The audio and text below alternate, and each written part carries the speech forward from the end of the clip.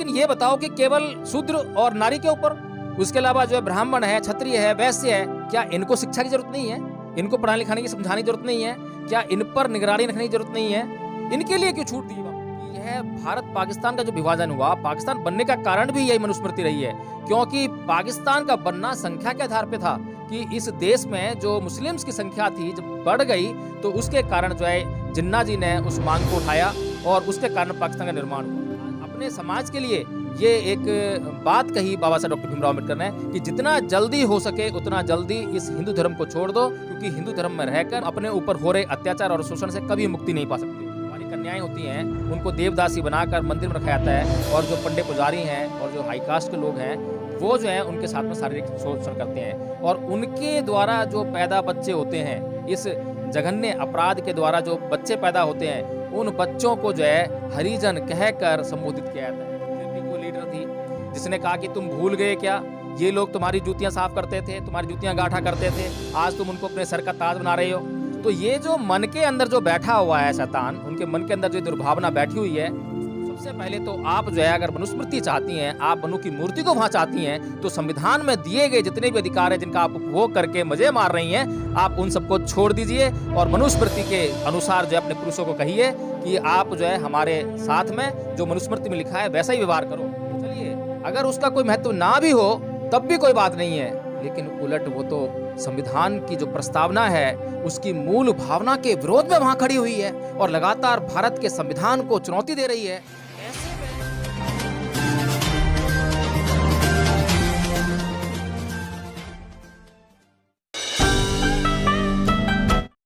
नमस्कार, आप देख रहे हैं एनबी न्यूज 24/7 नीलम बोध के साथ। और साथ ही आज मैं बात करूंगी एक ऐसे मुद्दे को लेकर जिस मुद्दे को लगातार एनबी न्यूज ने शुरू से लेकर अब तक सक्रिय रूप से उठाने का काम किया है और मुखर रूप से अपनी बात को उस मुद्दे पर रखा है। जी हां, मैं बात कर रही हूं जयपुर हाई कोर्ट में लगी मनु की मूर्ति की, जो कि लगातार संविधान की धज्जियां उड़ाने का काम करे। अगर वर्तमान समय की मैं बात करूँ तो साथियों, आप सबने देखा होगा कि समय समय पर मनु की जो मूर्ति है उसको हटाने के लिए आंदोलन, लेकिन तथाकथित सत्ता पर बैठे हुए लोग और प्रशासन पर बैठे हुए लोग इस मुद्दे को लेकर लगातार आंख बंद करते हुए, मुंह बंद करते हुए और कान बंद करते हुए नजर आते हैं।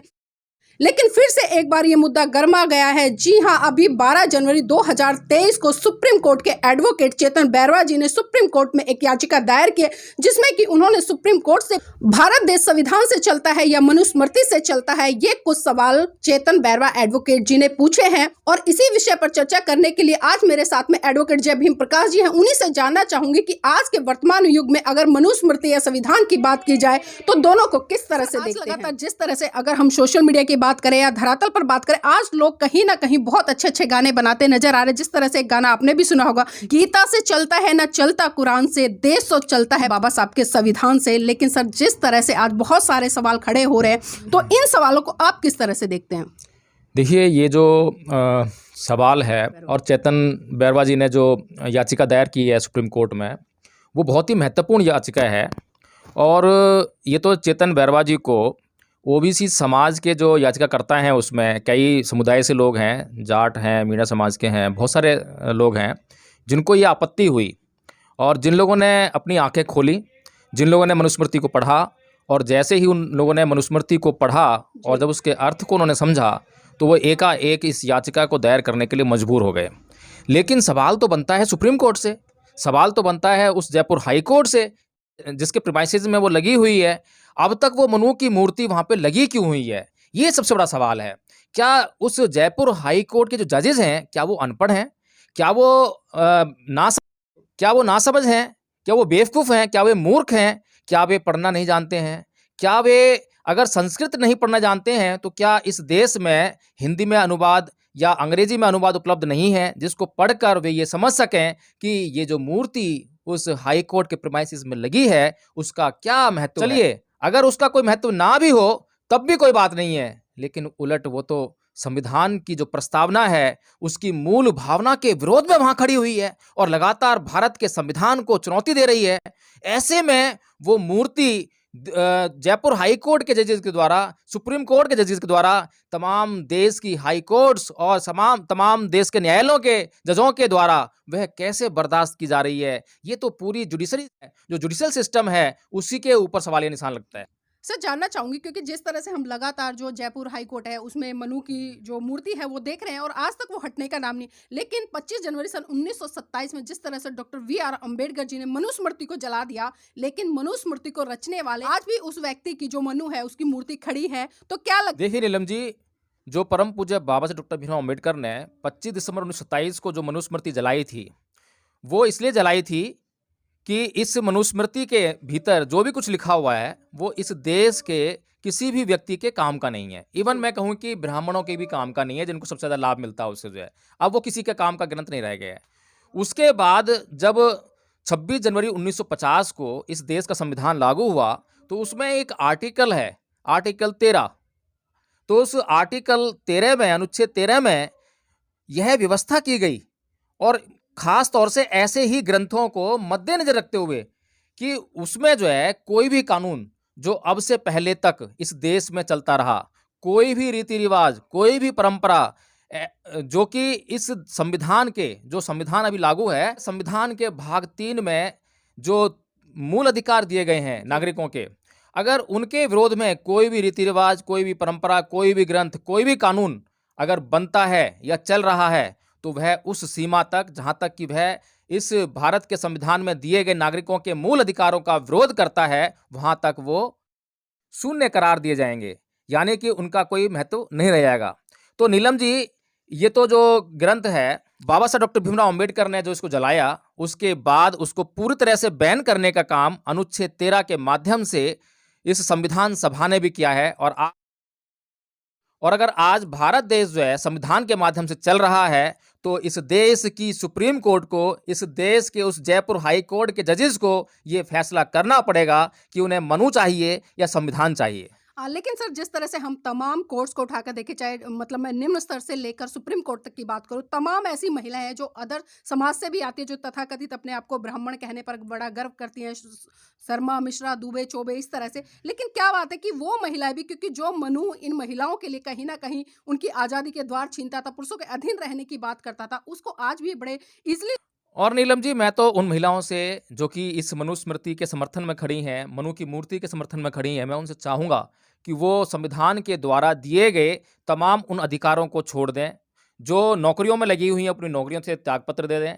जो जज बन के बैठी हुई हैं, वो अपने पद से इस्तीफा दे दें, और जो मनुस्मृति कहती है उनके लिए, उसको अपने जीवन में लागू कराएं। और वे अपने पुरुषों से कहें कि आप मनुस्मृति के अनुसार जो है हमें डील कीजिए, हमारे साथ जो है मनुस्मृति के जैसा व्यवहार कीजिए। और ध्यान रखिए, आपको जो मनुस्मृति ये कहती है कि बचपन में आप अपने पिता के अधीन रहेंगी, जवानी में आप अपने पति के अधीन रहेंगी, और बुढ़ापे में आप अपने बच्चों के अधीन रहेंगी। और मनुस्मृति ये भी कहती है कि आपको संपत्ति का कोई अधिकार नहीं है। और मनुस्मृति ये भी कहती है कि आपको जो भी जीवन में जितना भी अधिकार मिल रहा है, उसके लिए सब पुरुष जिम्मेदार हैं। आपका अपने जीवन में अपने लिए कोई योगदान नहीं है। तो सबसे पहले तो आप जो है, अगर मनुस्मृति चाहती हैं, आप मनु की मूर्ति को वहां चाहती हैं, तो संविधान में दिए गए जितने भी अधिकार हैं जिनका आप उपभोग करके मजे मार रही हैं, आप उन सबको छोड़ दीजिए और मनुस्मृति के अनुसार जो है अपने पुरुषों को कहिए कि आप जो है हमारे साथ में जो मनुस्मृति में लिखा है वैसा ही। और मैं उस पढ़े लिखे पुरुष से भी कहना चाहूंगा जो आज अपनी महिलाओं को नौकरियों पर भेजता है, और उनके नौकरी के आधार पर जो तनख्वाह उनके घर में आती है, उसके कारण वो बड़ी मौज मार रहा है, बहुत खुशहाल जीवन जी रहा है। तो वो भी, उसको भी चाहिए कि संविधान से मिली हुई उस नौकरी को तुरंत अपनी बीवी को छुड़वा दे और उसे घर बैठाए, और मनुस्मृति के हिसाब से उसको डील कर, और उनको जो है किसी भी स्कूल में, किसी भी कॉलेज में, कोई भी शैक्षणिक संस्था, कोई भी टेक्निकल एजुकेशन लेने से तुरंत रोक दे, और उनको जो है घर के अंदर जो है उनका जो चूल्हा चौका बर्तन का जो काम है वहीं तक उनको सीमित कर। सर जिस तरह से हम जो याचिका है जो पढ़ रहे हैं उसमें जिस तरह से बताया गया है, जो एडवोकेट चेतन बेरवा जी हैं, उन्होंने एक चीज़ और कोट किया है यहाँ पे कि जो शूद्र और महिला और दलित हैं उनको जो राजकाज है उससे दूर रहना चाहिए। तो आप किस तरह से देखते हैं इन चीज़ों को? देखिए, ये तो षड्यंत्र साफ समझा जा सकता है कि उन्हें दूर रहने के लिए सलाह क्यों दी जाती है। और अभी जिस तरह से हमने पीछे भी मुद्दा उठाया कि जिस तरह से ये जो धर्म ग्रंथ हैं हिंदुओं के, वो शूद्रों की और महिलाओं की शिक्षा के विरोध में है, तो उनको शिक्षित करना क्यों नहीं चाहते जो है वो जो है। तो जिस तरह से अभी जो बिहार के शिक्षा मंत्री जी ने, चंद्रशेखर जी ने जो मुद्दा उठाया कि रामचरितमानस में जो है एक चौपाई दी गई है और वह जो है शूद्र और महिलाओं का जो है अच्छी तरह से विरोध करती है, तो वह जो शिक्षा मंत्री जी आज बने हैं उस शिक्षा के कारण बने हैं।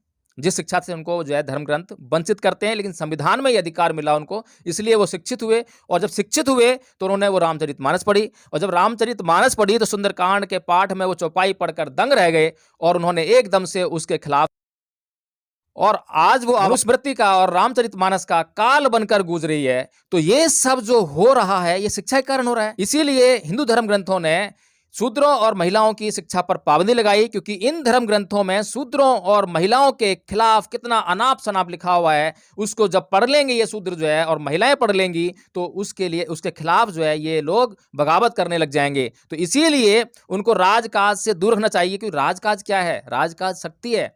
अगर ये शक्तिशाली बन गए, शूद्रों के पास राजनीतिक शक्ति आ गई, महिलाओं के पास राजनीतिक शक्ति आ गई, तो वो अपने तमाम अधिकारों को जान जाएंगे, समान व्यवहार करने लग जाएंगे। फिर वो जो लिखा है उसमें मनुस्मृति में कि 100 साल के क्षत्रिय को भी 10 साल के ब्राह्मण के बच्चे के पैर छूने चाहिए, उसको बाप के समान मानना चाहिए, तो वो जो है समानता का जब अधिकार जान जाएंगे शूद्र और महिलाएं, तब वो ऐसा व्यवहार ब्राह्मण साथ में नहीं करेंगे, बल्कि 10 साल के बच्चे को अपने बेटे के समान समझेंगे। और जो 100 साल का जो बुजुर्ग है क्षत्रिय जो है वो अपने अधिकारों की मांग उस ब्राह्मण से करेगा और उस ब्राह्मण के सामने कभी नतमस्तक नहीं होगा। सर, जिस तरह से याचिका में बहुत सारी चीज़ों को मेंशन किया गया है, उसमें एक चीज़ और है, मैं थोड़ा चर्चा करना चाहूँगी अपने दर्शकों के साथ में, क्योंकि वो भी सोचे कि याचिका में आखिर इन चीज़ों को क्यों डाला गया और इन चीज़ों को डालने का उद्देश्य क्या। ऊपर से इसमें जिस तरह से लिखा गया है, जो महिलाएं हैं वो विद्वान से भी विद्वान पुरुष को गलत रास्ते पर ले जा सकती हैं, तो इन चीज़ों को खासकर क्यों उठाया गया इस याचिका में?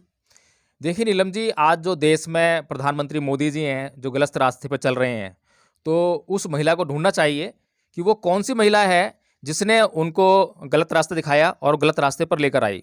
और तमाम ये जो बीजेपी के आरएसएस इतना बड़ा संगठन है पूरे देश में जो है, और वो जो है इतने हिंसक प्रदर्शन कर रहा है। बाबरी मस्जिद तोड़ने वाले जो लोग थे, हिंदू राष्ट्र की जो कल्पना में लगे हुए हैं, मनुस्मृति को जो उसकी जो रक्षा करने में लगे हुए हैं, मनु की मूर्ति को जो वहां लगाकर बैठे हुए हैं, ये सभी लोग जो हैं, ये साबित हो चुका है। और इस देश की और दुनिया की कोई भी कोर्ट इस बात के विरोध में नहीं जा सकती है, बल्कि इस बात के पक्ष में आएगी कि मनु की मूर्ति और मनुस्मृति इस देश में नहीं होनी चाहिए, और ये ग्रंथ जो है अन्यायपूर्ण है। और अगर ये लोग तमाम लोग जो हैं इस गलत रास्ते पर चल रहे हैं, तो उन महिलाओं को ढूंढना पड़ेगा जिन महिलाओं के कारण जो है ये लोग गलत रास्ते पर आए हैं। तो ये मनुस्मृति कह रही है। जी सर, जिस तरह से हम देखते हैं कि तमाम जो मूर्तियां लगती हैं वो कहीं ना कहीं प्रेरणा देती हैं लोगों को, लेकिन जिस तरह से याचिका में मेंशन किया गया है, जो मनु की मूर्ति है वो भी कहीं ना कहीं लोगों को गलत काम करने के लिए प्रेरणा देती है, तो बैरवा जी ने इस कोट को भी इसमें शामिल किया है।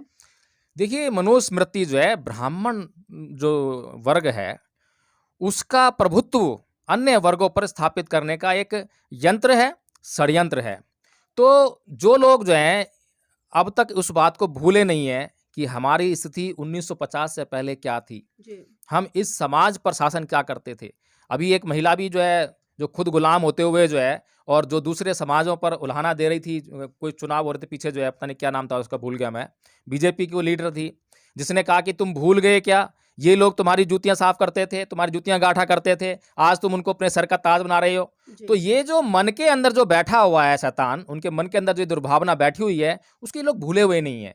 ये मनु की जो मूर्ति को वो चाह रहे हैं, तो मनु की मूर्ति को वहां पे लगाकर वो लगातार ये प्रेरणा ले रहे हैं कि तुम्हें भूलना नहीं चाहिए कि तुम इस देश पर पूरे देश के लोगों को गुलाम बनाकर उन पर नाना प्रकार के अत्याचार करते थे, उनका शोषण करते थे और फ्री का खाया करते थे और उनको लूटा करते थे।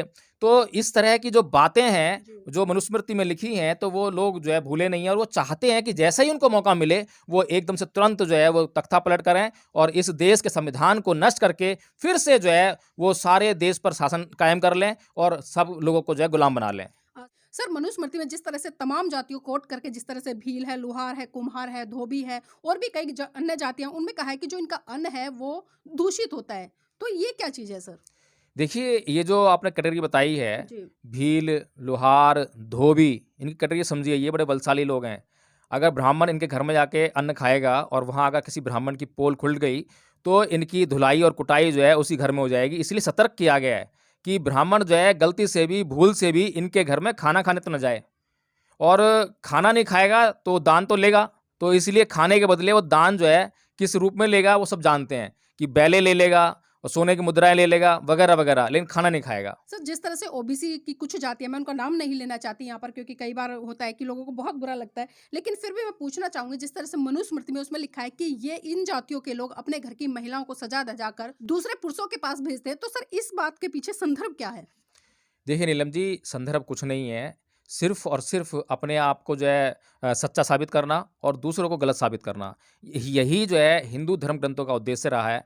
और मैं पूछना चाहता हूँ इन तथाकथित ऊंची जाति के लोगों से कि जो देवदासी प्रथा है वो क्या है, उसमें कौन व्यक्ति जो है शोषण करता है और क्यों करता है, उन्हें ये अधिकार कहाँ से मिलता है, कौन से धर्म ग्रंथ से मिलता है। उनके धर्म ग्रंथ जो हैं किसी कुंवारी कन्या को मंदिर में रखकर और फिर उसके बाद ब्राह्मणों क्षत्रियों के द्वारा जो है उसका शारीरिक शोषण करने के लिए क्यों कहते हैं। ये व्यवस्था कैसी है जो कि आज तक अभी तक जो है दक्षिण भारत में ये व्यवस्था लागू है। कुंवारी कन्याएं होती हैं, उनको देवदासी बनाकर मंदिर में रखा जाता है और जो पंडित पुजारी हैं और जो हाई कास्ट के लोग हैं वो जो है उनके साथ में शारीरिक शोषण करते हैं और उनके द्वारा जो पैदा बच्चे होते हैं, इस जघन्य अपराध के द्वारा जो बच्चे पैदा होते हैं, उन बच्चों को जो है हरिजन कहकर संबोधित किया जाता है कि ये ईश्वर की औलाद हैं। तो इस तरीके से जो है इतना घिनौना पाप ये लोग करते हैं और ऐसे ही घिनौने पाप करते रहने के लिए ये मनुस्मृति को चाहते हैं, क्योंकि मनुस्मृति में इनकी मौज मस्ती का पूरा इंतजाम किया गया है और इसीलिए जो है वो मनु की मूर्ति को चाहते हैं। सर, जिस तरह से जो याचिका करता है, उन्होंने एक चीज और इसमें कोट किया कि जो मनुस्मृति है वो धर्म परिवर्तन का कारण बनी है। देखिए नीलम जी, बिल्कुल ठीक कहा है याचिकाकर्ता ने, चेतन बैरवा जी ने जो है जी। कि जो मनुस्मृति है, मनुस्मृति में जो भेदभाव है, जो अत्याचार है, जो शोषण है, अब किसी के ऊपर अगर आप अत्याचार करोगे तो वो अत्याचार से बचने के लिए कुछ ना कुछ तो काम करेगा। या तो उसके पास अपना बल है, उसको इस्तेमाल करेगा और अत्याचार से मुक्त हो जाएगा। अगर वो अपना बल नहीं है, फिर वो दूसरों की तरफ गुहार लगाएगा। तो दूसरों से मिले हुए बल के अधीन रहकर जो है वो उस अत्याचार से मुक्ति चाहेगा। तो इसी तरह से इस देश में जिन लोगों पर अत्याचार हो रहा था, जिनका शोषण हो रहा था, तो जब मुगल आए यहाँ पर, जब मुस्लिम लोगों ने इन लोगों के साथ में समानता का व्यवहार किया, इन लोगों ने इनको जो है उन अत्याचारों और शोषणों से मुक्त कराया। और जब इन लोगों को अत्याचार और शोषण से मुक्त कराया तो वो तरीका था धर्म परिवर्तन का। बिना धर्म परिवर्तन किए अगर वो हिंदू ही बने रहते तो उनको कभी भी उस अत्याचार और शोषण से मुक्ति नहीं मिलती। जैसा कि परम पूज्य बाबा साहब डॉक्टर भीमराव अंबेडकर ने भी ये कहा था कि मैं इस धर्म में पैदा हुआ, ये मेरे बस की बात नहीं थी, लेकिन मैं इस धर्म में मरूंगा नहीं। और 14 अक्टूबर 1956 को धर्म परिवर्तन करके उसको काम को पूरा किया और आज अपने समाज के लिए ये एक बात कही बाबा साहब डॉक्टर भीमराव अंबेडकर ने कि जितना जल्दी हो सके उतना जल्दी इस हिंदू धर्म को छोड़ दो, क्योंकि हिंदू धर्म में रहकर तुम अपने ऊपर हो रहे अत्याचार और शोषण से कभी मुक्ति नहीं पा सकते हो। अगर तुम्हें इस अत्याचार और शोषण मुक्ति पानी है तो हिंदू धर्म को छोड़ना ही पड़ेगा। तो इस तरह से नीलम जी, ये जो धर्म परिवर्तन का बहुत बड़ा कारण ये मनुस्मृति स्वयं रही है। और इसके अलावा एक बात और चेतन वर्मा जी ने उसमें कही है याचिका में कि यह भारत पाकिस्तान का जो विभाजन हुआ, पाकिस्तान बनने का कारण भी यही मनुस्मृति रही है, क्योंकि पाकिस्तान का बनना संख्या के आधार पे था कि इस देश में जो मुस्लिम्स की संख्या थी जब बढ़ गई तो उसके कारण जो है जिन्ना जी ने उस मांग को उठाया और उसके कारण पाकिस्तान का निर्माण हुआ। और जितने भी मुसलमान पाकिस्तान में और भारत में जितने मुसलमान हैं उसमें 1 या 2% मुसलमानों को छोड़ दो, बाकी के सारे मुसलमान कन्वर्टेड हैं। अगर वो कन्वर्टेड मुसलमान ना होते तो आज भारत का जो है, तो आज भारत के टुकड़े ना हुए होते और आज अखंड भारत जो आरएसएस चिल्लाती रहती है उसका कारण तो ये आरएसएस खुद है, इस हिंदू धर्म के ग्रंथ हैं। तो नीलम जी, ये एक बड़ी महत्वपूर्ण बात है।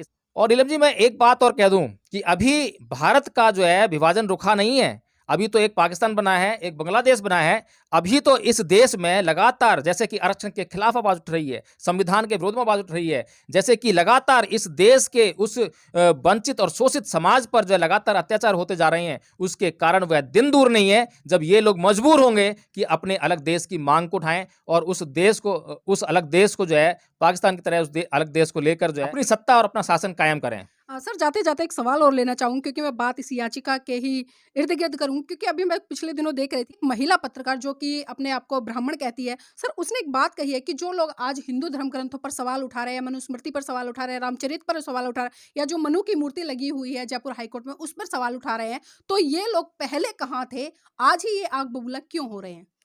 ये तो उस महिला को जो है मेरे को तो उस पे जो है बहुत ज़्यादा जो है वो आती है, शर्म भी आती है और उस पे जो है बहुत तरस भी आता है मुझे कि ये महिला चाह क्या रही है।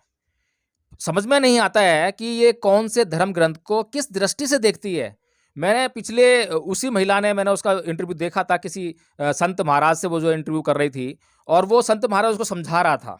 अब इतनी मूर्ख महिला है ये जो है कि वो पूछ रही है कि संत जी ये बताइए कि ढोल, गवार, पशु, शूद्र और नारी ये ताड़न के अधिकारी, ये ताड़न शब्द जो है इसका अर्थ क्या है? क्या इसका अर्थ पीटना है? वो पूछ रही है। ये मूर्ख जो है पत्रकार है और अच्छी पत्रकार है। मैं इस बात की तारीफ करूँगा, अच्छी पत्रकार है। लेकिन उसको इतनी अकल नहीं है, वो संत से पूछ रही है, क्या तेरे पास अकल नहीं है?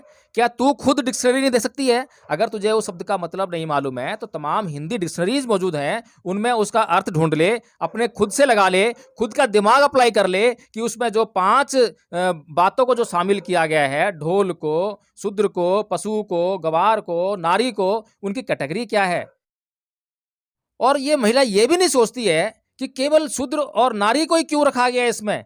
समझाने की जो वो संत कह रहे थे जी समझाना होता है ताड़ना का मतलब, देखना होता है, निगरानी करना होता है। अरे भाई मान लिया कि उनको समझाना है इसका मतलब उनके, लेकिन ये बताओ कि केवल शूद्र और नारी के ऊपर, उसके अलावा जो है ब्राह्मण है, क्षत्रिय है, वैश्य है, क्या इनको शिक्षा की ज़रूरत नहीं है?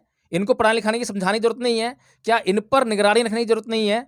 इनके लिए क्यों छूट दी वहाँ पे जो है? तो ये जो प्रश्न वो कर रही है उस संत महाराज से जो है, ये प्रश्न तो अपने खुद से करने चाहिए ना। हुँ। सर जाते-जाते आखिरी सवाल लेना चाहूँगी, जिस तरह से एडवोकेट चेतन बेरवा जी हैं, उन्होंने याचिका दायर की है, तो क्या लगता नहीं कि आज के इस संदर्भ को देखते हुए जिस तरह से हम देश का जो एक सिनेरियो देख रहे हैं, बहुत अलग-अलग तरह की चीज़ें देश में आज पैदा की जा रही हैं, उत्पन्न की जा रही हैं, तो क्या लगता है कि जो याचिका आज डाली है, ऐसी याचिकाएँ और डलनी चाहिए? देखिए नीलम जी, ये अभियान आज का नहीं है। 25 दिसंबर 1927 को ये अभियान शुरू हुआ था, धर्म ग्रंथों के खिलाफ, और उससे पहले ज्योतिबा फुले जी ने जो उनकी किताब गुलामगिरी जो लिखी थी, वहाँ से ये अभियान शुरू हो गया था। और उससे पहले चलें तो गौतम बुद्ध ने जो है, उस सामाजिक व्यवस्था को पूरी तरह से नकार दिया था, जिसको ब्राह्मणवाद ने पैदा किया था। तो ये जो बाबा साहब अम्बेडकर से चलकर जब आती है, तो ये जो आंदोलन है, ये जागरूकता का आंदोलन है, पुनर्जागरण का आंदोलन है। ये बुद्ध से चलकर इसी समय 5 अक्टूबर को राजेंद्र गौतम जी के द्वारा चलाया जाता है। 5 अक्टूबर 2022 को दिल्ली के जो मंत्री हैं राजेंद्र गौतम जी, उनके द्वारा जो है सार्वजनिक रूप से जो 22 प्रतिज्ञाएँ ली गईं, उस पर जो बवाल हुआ। फिर उसके बाद जो अभी बिहार के शिक्षा मंत्री हैं चंद्रशेखर जी, उन्होंने जो रामचरितमानस पर सवाल उठाए। अब ये सवाल जो है रुकने वाले नहीं हैं। ये सवाल जो है इन हिंदू धर्म ग्रंथों के एक-एक धर्म ग्रंथ पर, एक-एक उनकी लाइन पर जो है अब सवाल उठेंगे, पूरा देश सुनेगा, पूरी मीडिया में चर्चा होगी और हर एक व्यक्ति को सभी लोगों के जवाब सुनने का अधिकार है, सभी बातों पे गौर करने का अधिकार है। और जब ये देश इन बातों पर चिंतन-मनन करेगा, तो वह खुद डिसाइड करेगा कि ये देश मनुस्मृति से चलना चाहिए या ये देश इस देश के संविधान से चलना चाहिए। तो बहुत-बहुत धन्यवाद सर आज की इस महत्वपूर्ण चर्चा में जुड़ने के लिए और साथ ही जिस तरह से बहुत ही जो तार्किक तथ्य और बहुत सारी चीज़ें जो इसमें याचिका में मेंशन की हैं एडवोकेट चेतन बैरवा जी ने जो कि मनुस्मृति से ही उठाई हैं और एक बहुत बड़ा सवाल खड़ा होता है क्योंकि आज़ादी के बाद से आज तक की अगर हम बात करें जिस तरह से बहुत बड़े-बड़े आंदोलन इस देश में हुए हैं तो और भी आंदोलन इस देश में होंगे। ज़रूरत है इस देश के पढ़े लिखे लोगों को जागरूक होने की क्योंकि जागरूक होंगे तभी वो सवाल करेंगे और सवाल करेंगे तो सही दिशा में चाहे वो धर्म ग्रंथों की बात हो या किसी भी धर्म की हो या किसी भी सत्ता पर बैठे हुए व्यक्ति की हो उस पर सवाल करेंगे तभी सही मायने में वो अपना विकास कर पाएंगे।